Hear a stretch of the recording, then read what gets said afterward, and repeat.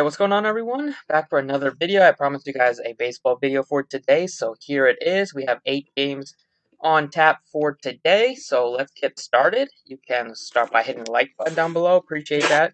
You can subscribe if you want, and hit the bell icon if you want to get notified. And you can follow on Twitter. It's at the DFS process for updates throughout the day. Today is pretty I kind of know exactly what I wanted to do when I saw this slate and saw the pricing. So looking at just the 8 games, we don't have like a 10 or 11, 12 game slate, which is nice to just navigate. Sometimes they can get overwhelming. But we have the Yankee bats. They look good against Arrieta. We have a Coors game, which is probably going to be the most interested. There's going to be the 2 teams that I'm interested in a lot. And then the Twins I like. So really the Twins, Giants, and Rockies are the 3 offenses that I like a lot. And then I think you could throw in some of the cheap A's like Chad Pinder. 2,900 is nice. Gives you some salary relief. And then from the pitching standpoint, we have a lot of good pitchers on the slate, so it's not like I'm very interested in stacking a bunch of offenses. There's only a couple offenses that I'm looking to target today, and it's the 3 or 4 that I mentioned. So at pitcher, we have some expensive guys. I don't know if I will prioritize pitching today. I might prioritize hitting because I think there's a couple stacks that will just break the slate. So the first pitcher that sticks out is Chris Paddack at 7,600. The reason he sticks out is because the matchup is tough against Dodgers, obviously, but the price tag on him is just too cheap at 7,600. He is cheaper than Alec Mills and Thorpe.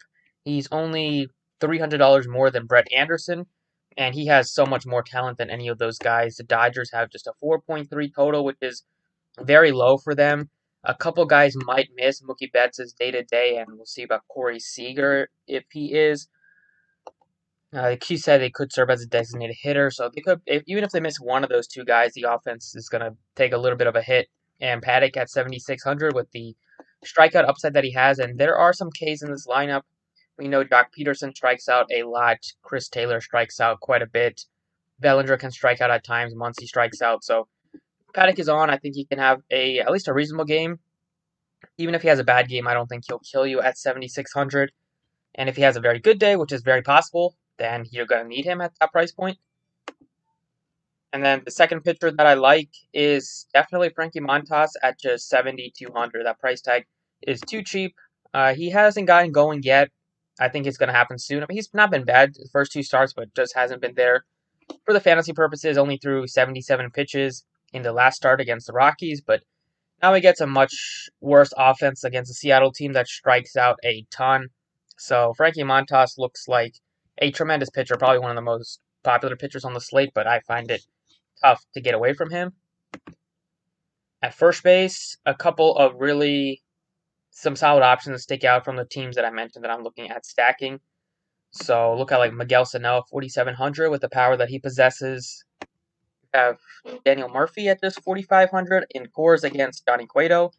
Murphy had a 4-for-4 game yesterday. We know he can get on base. He's a high average hitter. And we know how bad Johnny Cueto is against lefties. Those couple that really stick out to me, and then you could make a case for like Abreu against a bad lefty. Anderson's not terrible, but he definitely can get blown up at times. He just doesn't strike many guys out, but if he has a good game, it's going to be because he gets a lot of ground balls. And I think that's kind of it at first base. Right now, I'm looking at like Daniel Murphy, 4,500 for a guy in Coors.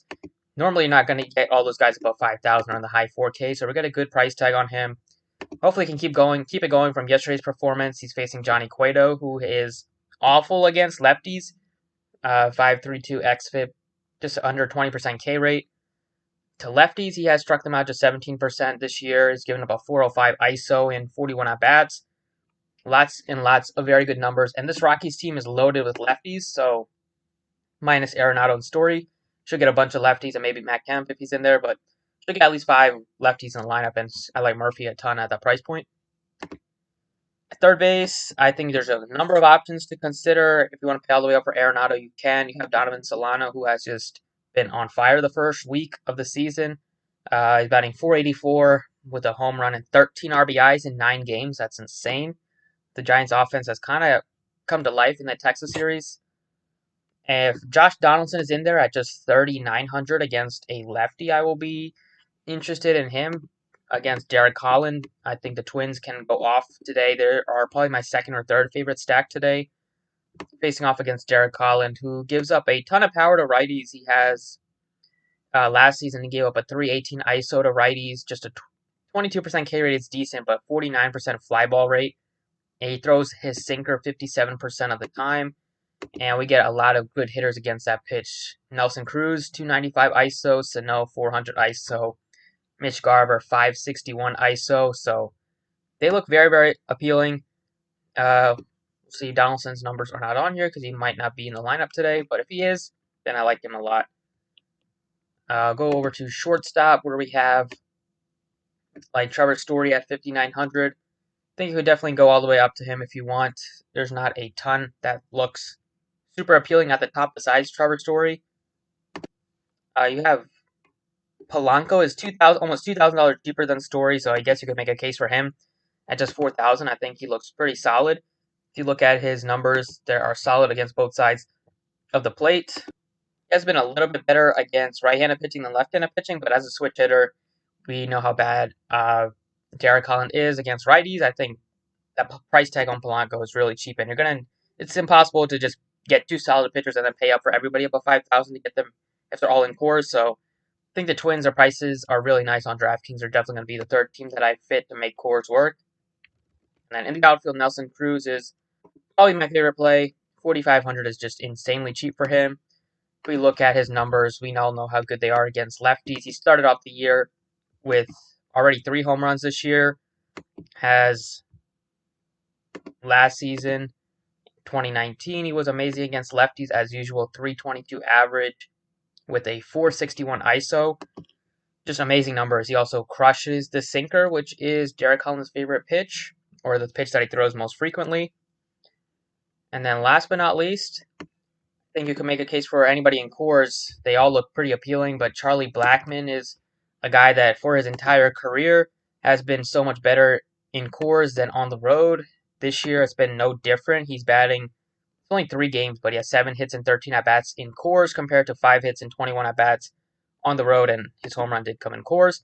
If you look at Charlie Blackmon's numbers, they are amazing against righties, especially against how bad a pitcher Johnny Cueto is and how much he struggles against lefties.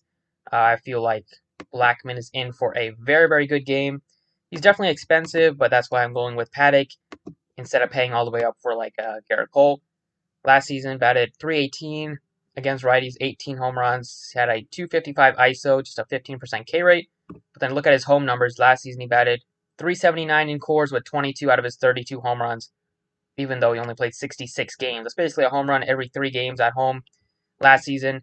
Blackmon looks amazing. If you look at the plate IQ for this game, both sides look good because both pitchers are terrible, and that's why I'm definitely going to prioritize cores today along with the Twins. So Cueto, his pitch selection is against lefties. It's fastball, slider, changeup. Charlie Blackmon, it's not the sinker. Fastball, 304 ISO against a fastball, slider 257 ISO, and changeup 168 ISO. So, anyways, Blackmon looks very appealing. If you look at the other side, Chichi Gonzalez is also terrible. He also walks a lot of guys. So he throws a fastball a bunch. There's a lot of decent fastball hitters on the team. Starts with Alex Dickerson, Mike Yastrzemski, Longoria. They can hit the fastball, and then he throws his cutter a decent amount, second most frequent pitch. You have Dickerson once again. So go look at Dickerson from the Giants side if you want like another guy in cores. He's also a little bit cheaper than like Yastrzemski, who is, I believe, the highest priced outfielder or second highest priced outfielder on the slate. I would go Blackmon over Yastrzemski though. So that's the DraftKings, like 6 plays that I like a lot. And I'll go over to Fanduel.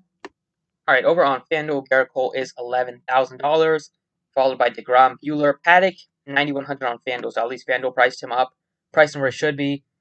Then you have Frankie Montas at 77. I will build my lineup around Frankie Montas just so I can get the Coors bats in there, get some of the Twins bats in there as well. Catcher, first base, you have Brandon Belt at 3,600. You have Daniel Murphy at 3,300. But probably my favorite is Mitch Garver at $2,500. That is just really, really cheap for Garver.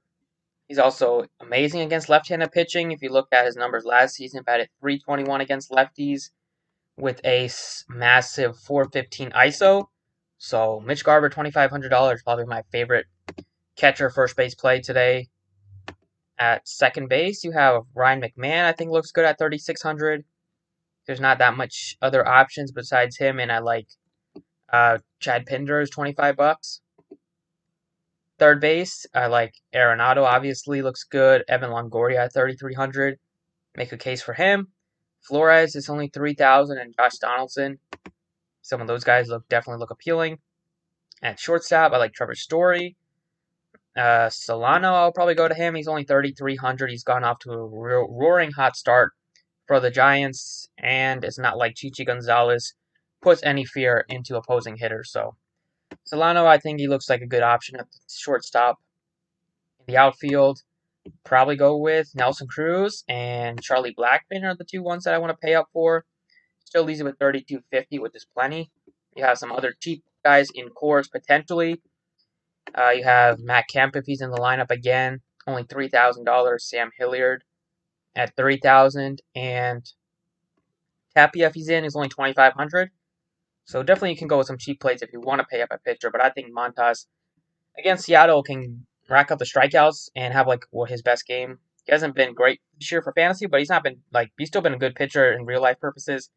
But he definitely has a strikeout upside, and against a Seattle team who strikes out so much, I think he's gonna have 40, 45 Fanduel points today. So those are the picks for Fanduel and the DraftKings plays as well. Thank you guys for watching. Hopefully this video helped you, and good luck today, and I'll see you guys tomorrow morning with more NBA and maybe another baseball video tomorrow as well. So take care and see you then.